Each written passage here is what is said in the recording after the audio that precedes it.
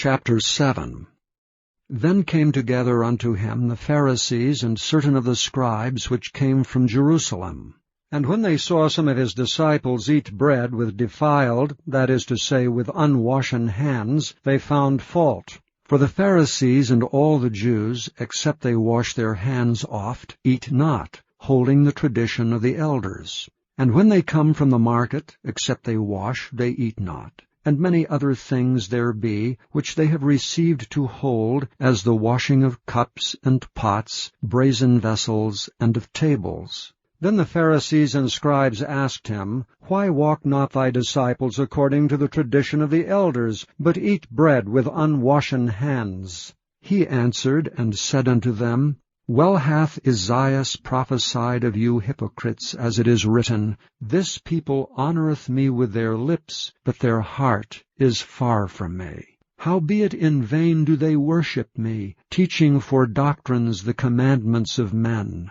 For laying aside the commandment of God, ye hold the tradition of men, as the washing of pots and cups, and many other such like things ye do. And he said unto them, Full well ye reject the commandment of God, that ye may keep your own tradition. For Moses said, Honour thy father and thy mother, and whoso curseth father or mother, let him die the death. But ye say, If a man shall say to his father or mother, It is Corban, that is to say, a gift, by whatsoever thou mightest be profited by me, he shall be free. And ye suffer him no more to do aught for his father or his mother, making the word of God of none effect through your tradition, which ye have delivered, and many such like things do ye. And when he had called all the people unto him, he said unto them, Hearken unto me every one of you, and understand.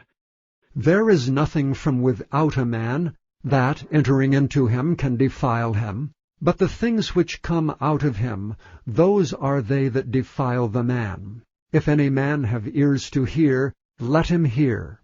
And when he was entered into the house from the people, his disciples asked him concerning the parable. And he saith unto them, Are ye so without understanding also? Do ye not perceive that whatsoever thing from without entereth into the man, it cannot defile him? Because it entereth not into his heart, but into the belly, and goeth out into the draught, purging all meats. And he said, That which cometh out of the man, that defileth the man. For from within, out of the heart of men, proceed evil thoughts, adulteries, fornications, murders, thefts, covetousness, wickedness, deceit, lasciviousness, and evil eye, blasphemy, pride, foolishness. All these evil things come from within, and defile the man. And from thence he arose and went into the borders of Tyre and Sidon, and entered into an house, and would have no man know it, but he could not be hid. For a certain woman whose young daughter had an unclean spirit heard of him, and came and fell at his feet. The woman was a Greek, a Syrophoenician by nation, and she besought him that he would cast forth the devil out of her daughter. But Jesus said unto her, Let the children first be filled, for it is not meet to take the children's bread, and to cast it unto the dogs. And she answered and said unto him, Yes, Lord, yet the dogs under the table eat of the children's crumbs. And he said unto her, For this saying, Go thy way, the devil is gone out of thy daughter.